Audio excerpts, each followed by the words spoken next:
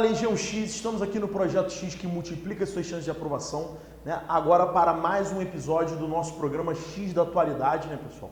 Hoje, buscando trabalhar com vocês aí uma temática que é importantíssima, que suscita muitas dúvidas, né? Que desperta muitos questionamentos e que está totalmente presente na mídia, que são os conflitos entre Israel e Palestina. Só que esse vai ser um X da Atualidade especial, pessoal. Pela primeira vez nós vamos fazer 2 programas. Esse é o primeiro, onde nós vamos trabalhar o histórico dos conflitos entre Israel e Palestina, né? Aqui, inicialmente, vou trabalhar com vocês, né, uma visualização dos entroncamentos culturais, né, que acabam relacionando esses povos, né? Existe, às vezes, uma visão equivocada por parte do aluno de que palestinos, né, que seriam árabes, né, que seriam muçulmanos, são completamente divergentes dos judeus israelenses, né? Isso é um erro muito grave, né? Na verdade, você deve entender que houve a partir, né, do patriarca, né, do principal patriarca religioso, talvez, da cultura internacional, né, que é o Abraão. A partir dele você tinha as chamadas 12 tribos de Israel. E Abraão, né, ele teria ali, dentro do seu grupo, né, de seguidores, né, uma esposa, e tinha uma concubina, né? E com a sua concubina ele teve seu primogênito, seu primeiro filho, né? Porém, não havia um relacionamento legítimo com essa, né, mulher, né, que lhe concebeu seu herdeiro Ismael. Algum tempo depois, a sua esposa, né, formalizada, vamos dizer assim, né, a sua esposa por casamento mesmo, ela vai lhe gerar um herdeiro, que seria o Isaac, e isso gera uma cisão nas 12 tribos. Porque alguns acreditam que o herdeiro legítimo de Abraão seria o Ismael, por ser o verdadeiro primogênito, que nasceu primeiro, e outros acreditam que o Isaac seria o seu primogênito, uma vez que ele foi concebido a partir de um relacionamento legítimo. Nessa divisão, entendemos que a maior parte das tribos vai seguir a linhagem de Isaac.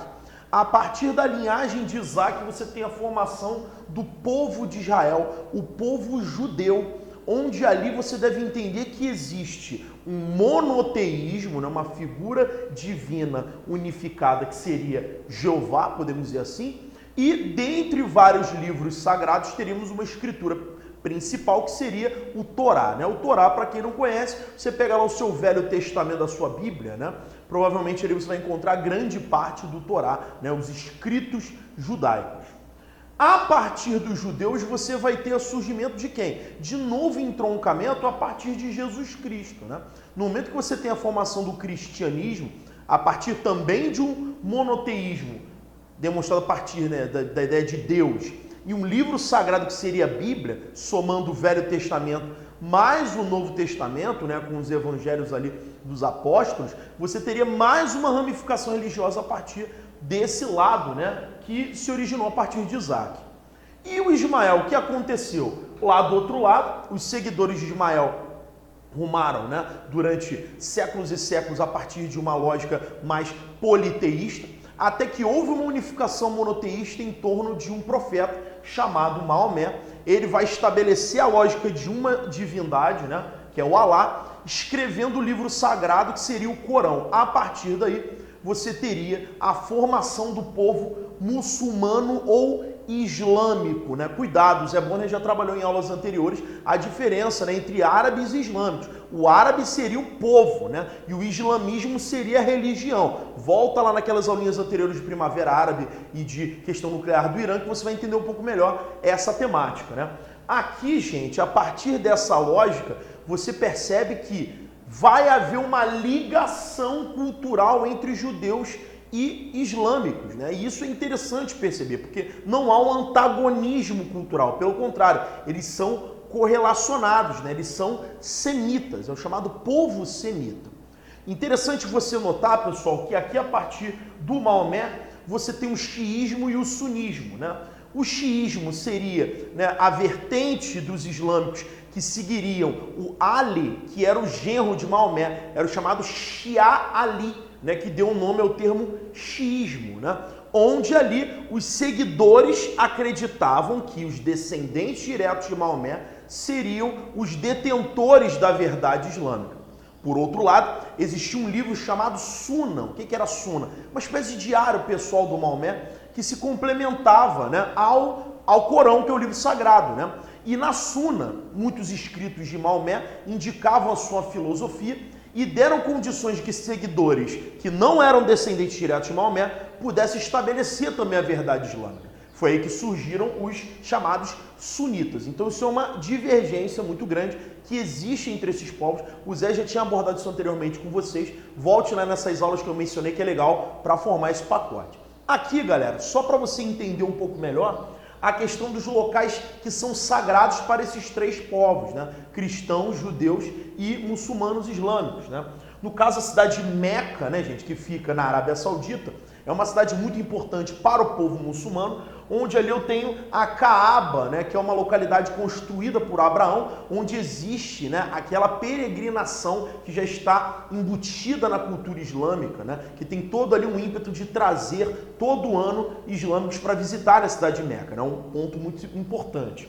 Jerusalém talvez seja a cidade mais importante desse entroncamento, né? Onde nós temos o Domo da Rocha, onde eu tenho a mesquita de Al-Aqsa, onde ali, supostamente, Maomé teria ascendido aos céus. Então é uma área de muita importância para os islâmicos, né?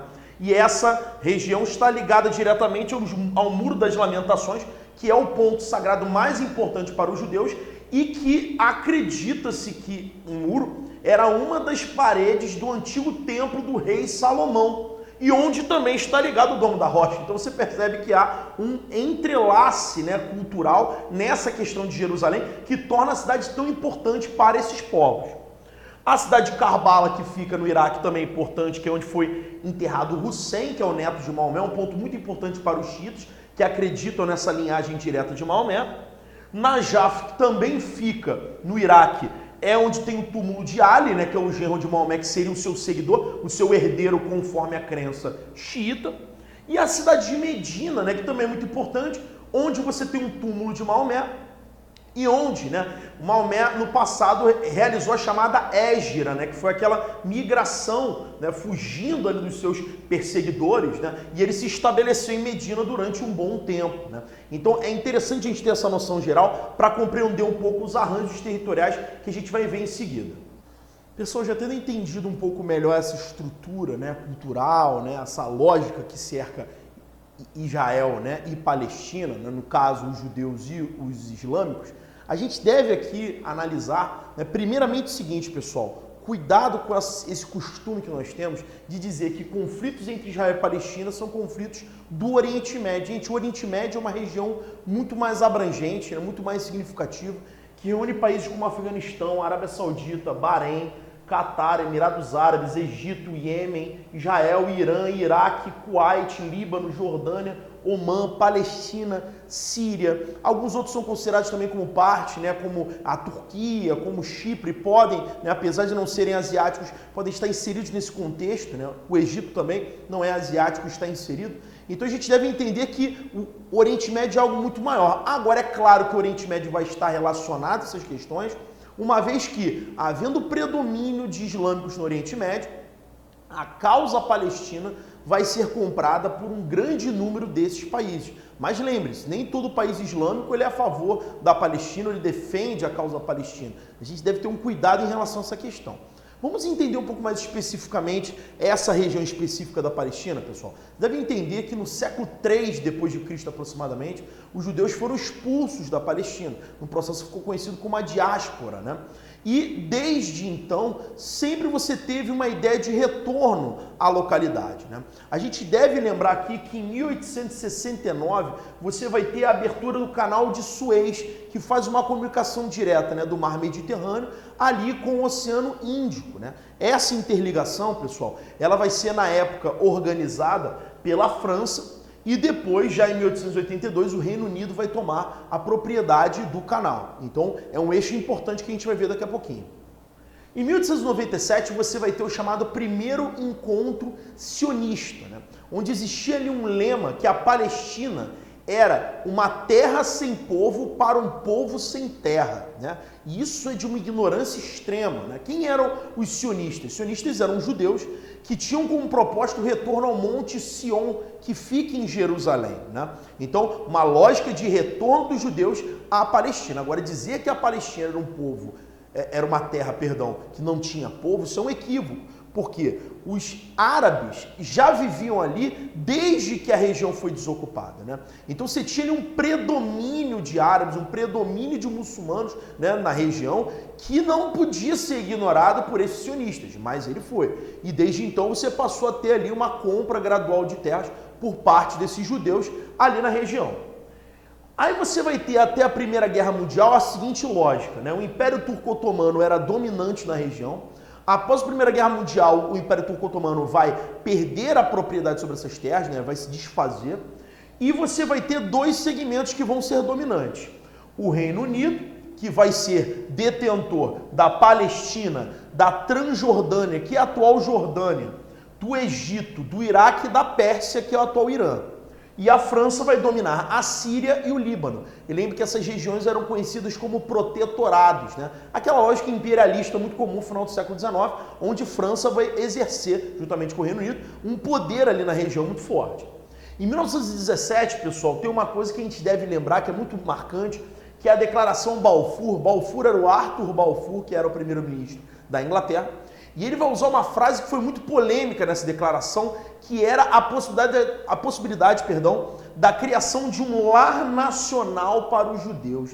Quando você fala em lar nacional, você está dizendo que, você está propondo, aliás, a criação de um Estado nacional na região para o povo judeu, reforçando a lógica sionista e ignorando o quê? O predomínio de árabes já viventes na região. Essa é uma questão que vai ser muito polêmica, né? Porque desde o movimento sionista até o final da Segunda Guerra Mundial, cerca de 600 mil judeus vão se estabelecer na região da Palestina, passando a conviver com os árabes já presentes, né?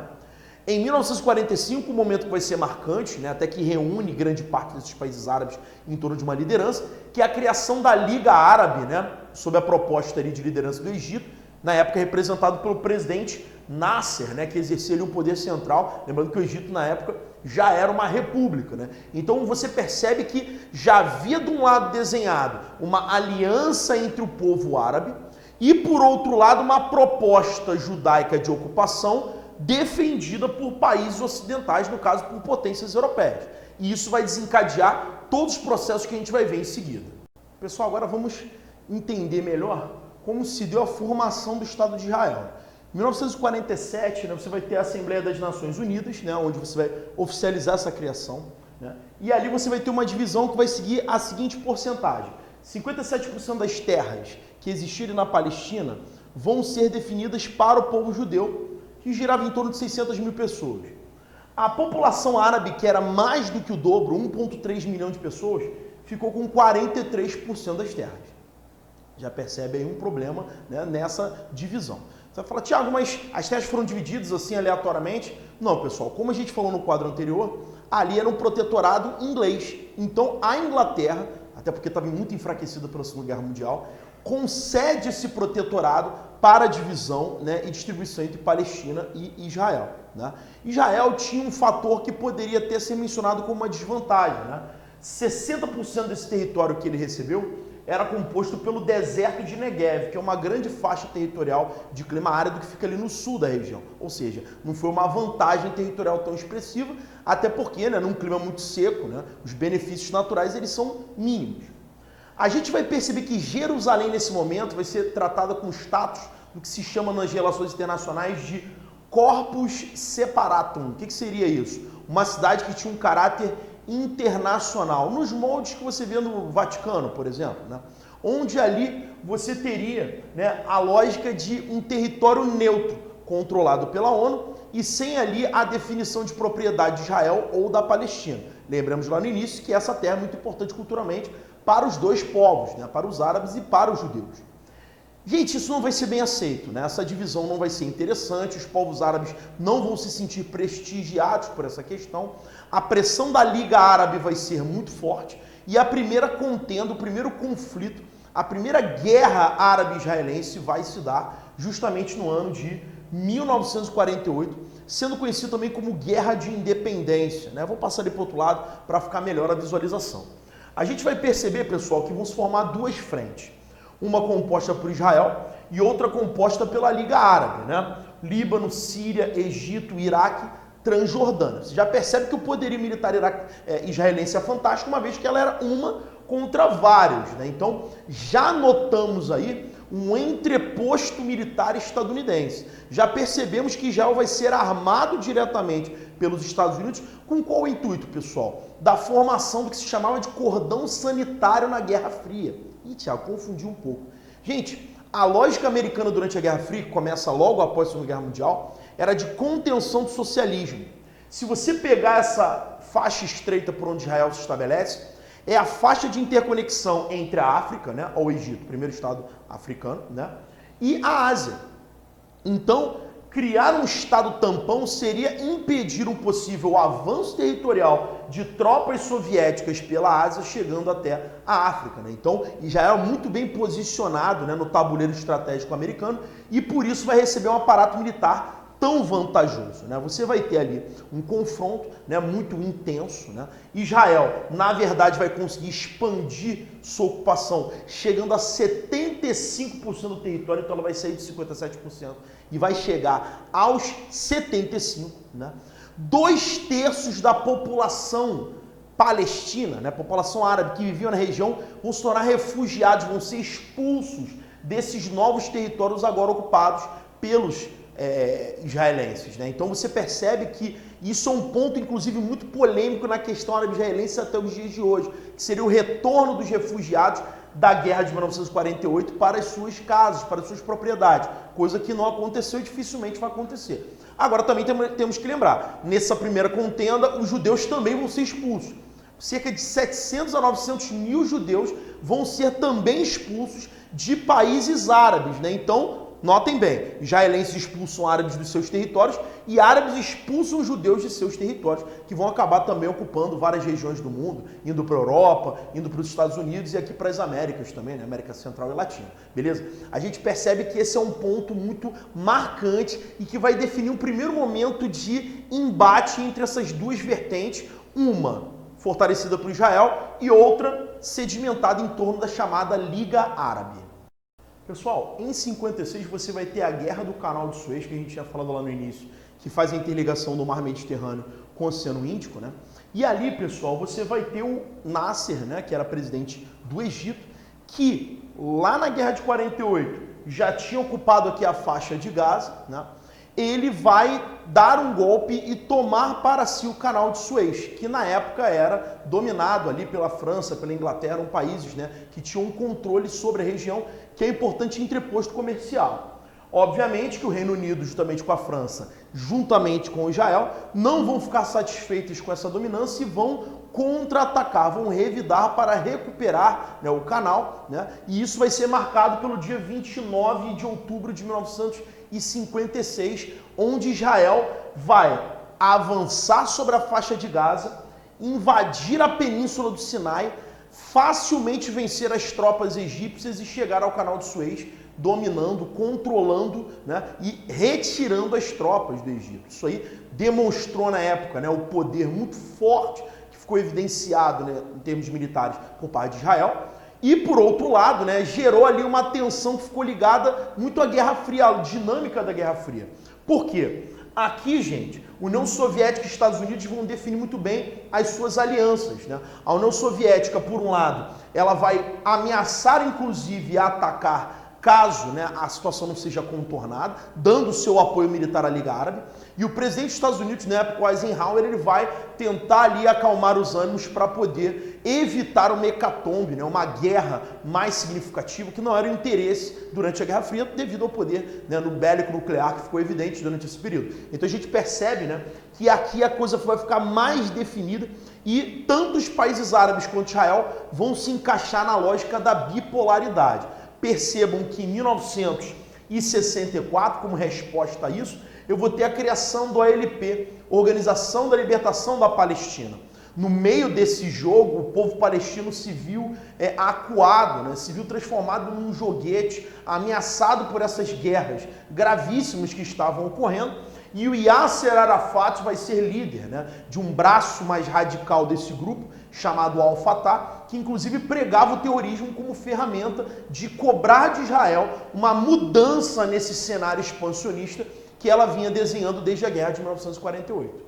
Pessoal, aqui agora em 1967 você vai ter um segundo, aliás um terceiro evento mais intenso de conflitos entre árabes e israelenses, esse muito marcante devido à delimitação de fronteiras que vai se tornar polêmica até hoje. Muitos grupos cobram que Israel retorne com a divisão de fronteiras pré-1967, para que um acordo possa ser executado. Israel se mantém muito firme na ideia de não retornar de maneira alguma, até porque o estabelecimento dessas novas fronteiras vai ser extremamente vantajoso para Israel. Percebemos, pessoal, que a Guerra dos 6 Dias, que foi uma guerra que durou exatamente 6 dias, demonstrou alguns fatores marcantes. Primeiro, o poderio bélico inigualável de Israel perante seus vizinhos e perante o cenário internacional. Isso não só na tecnologia, como também na questão estratégica. Segundo, demonstra também essa lógica constante de expansionismo. Lembremos que essa região é uma região desértica e dominar áreas que apresentam recursos hídricos é fundamental. Tínhamos falado já anteriormente que nas colinas de Golã você tem as nascentes do Rio Jordão, que é o principal rio da região.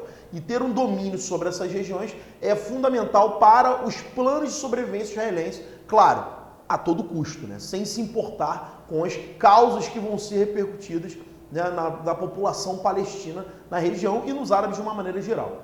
No dia 5 de junho de 1967, caças de Israel partem às 7h45 da manhã e atacam 9 aeroportos do Egito, destruindo cerca de 400 aviões egípcios. Esse foi o primeiro ponto do plano. Esses caças eles eram tão avançados, tão modernos, que eles levavam 7 minutos para se reabastecer e para se reequipar com armas. Então o avião saía, destruía os alvos, voltava, se reabastecia e voltava para uma nova série de ataques. Então o Egito vai ser o primeiro a ser atacado e, obviamente, vai ter o seu revide.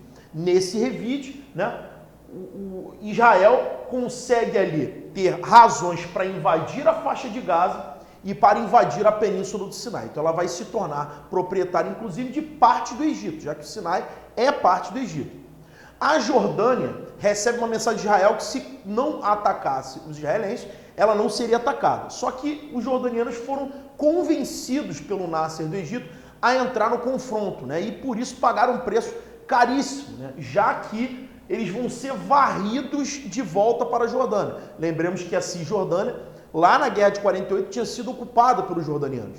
E nesse momento, eles vão ser varridos de volta, inclusive a cidade de Jerusalém vai ser totalmente tomada pelos israelenses, que é considerado uma afronta grave por parte do povo árabe, já que é um território sagrado no seu entendimento, na sua cultura, na sua história. As colinas de Golã, que são as nascentes do Jordão, também vão ser tomadas da Síria.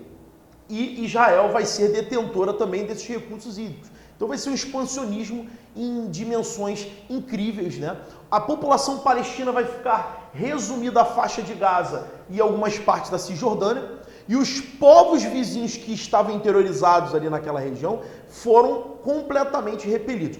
A estratégia israelense foi muito inteligente. Eles vão atacar pesadamente o Egito. Na hora que o Egito assinar um cessar-fogo, tamanha a violência, eles vão partir para atacar violentamente a Jordânia. Na hora que a Jordânia fez o cessar-fogo, eles vão atacar violentamente a Síria. Ou seja, eles atuam em frentes diferentes, de forma abrupta, cruel, e com isso conseguem estabelecer um nível de fronteiras que para eles é fantástico. E o resultado é notória a superioridade israelense. 18 mil árabes mortos contra 766 israelenses. Claro que todos muito chorados pela mídia, muito mais exaltados do que os 18 mil árabes. Isso também tem uma influência estadunidense muito grande com o papel da mídia que eles propõem nesses casos, desses eventos. 350 mil árabes refugiados. Então, se a gente considerar os 700 e poucos mil que anteriormente foram refugiados, você já está contabilizando mais de 1 milhão de árabes refugiados nessa ocupação que estava completando em 1967 apenas 20 anos. Pessoal, para encerrar, para tratar aqui do último grande evento, do grande conflito entre árabes e israelenses, vamos falar aqui agora da guerra do Yom Kippur, a guerra que ocorreu no dia do perdão judaico, era um momento ali de reclusão do povo judaico em meditação, houve ali uma concatenação com o mês do Ramadã, né, que é um mês importante, né, na cultura islâmica. Isso elevou os ânimos e lançou a Liga Árabe para ataques mais contundentes contra Israel, né? Aqui eu já tinha na Liga Árabe o Egito, né, como líder, porém não mais o Nasser, né, que falece em 1970. Você já tinha ali o Anwar Sadat, que torna-se líder do Egito e que vai comandar um ataque conjunto surpresa, né, onde a Síria vai invadir as colinas de Golã e o Egito vai ocupar a península do Sinai, né? Então um ataque bastante violento, surpresa, que Israel dessa vez vai precisar de 2 semanas para conseguir equilibrar, né, o nível ali, né, de ataques, chegando a derrubar 19 navios egípcios, né, com seu poderio militar fantástico, né? Para os povos árabes, né, isso foi considerado um momento marcante, né, um momento ali de vitória, um momento ali de conquistas iniciais importantes que exaltaram, né, o orgulho do povo árabe e a sua unidade, mas por sua vez Israel estabeleceu ali o seu poderio e conseguiu ali se manter como potência hegemônica, né, levando inclusive, né, à constatação de que não dava para ganhar de Israel numa guerra frontal, né, numa guerra direta, né, e isso vai levar ao crescimento dos processos de terrorismo, né, se é que podemos chamar assim, né, que vamos ver a partir do próximo vídeo no cenário mais contemporâneo. Mas é legal a gente entender que nessa lógica, né, Israel consegue fincar suas raízes, se estabelecendo, né, de forma magnânima, e como boicote, inclusive, ao Ocidente, que apoiava declaradamente Israel, a chamada OPEP, que é a Organização dos Países Exportadores de Petróleo, no mesmo ano de 73, vai comandar um fechamento, né, um desligamento das operações de fornecimento de petróleo, causando uma inflação de 300% do petróleo em 24 horas, que atingiu fortemente as economias ocidentais, inclusive o Brasil, né? Então foi um momento marcante, determinado aqui pela guerra do Yom Kippur. Beleza, pessoal? Não percam o próximo vídeo, a gente vai dar continuação, puxando, né, até os momentos atuais, essa lógica entre Israel e Palestina. Um abraço, pessoal.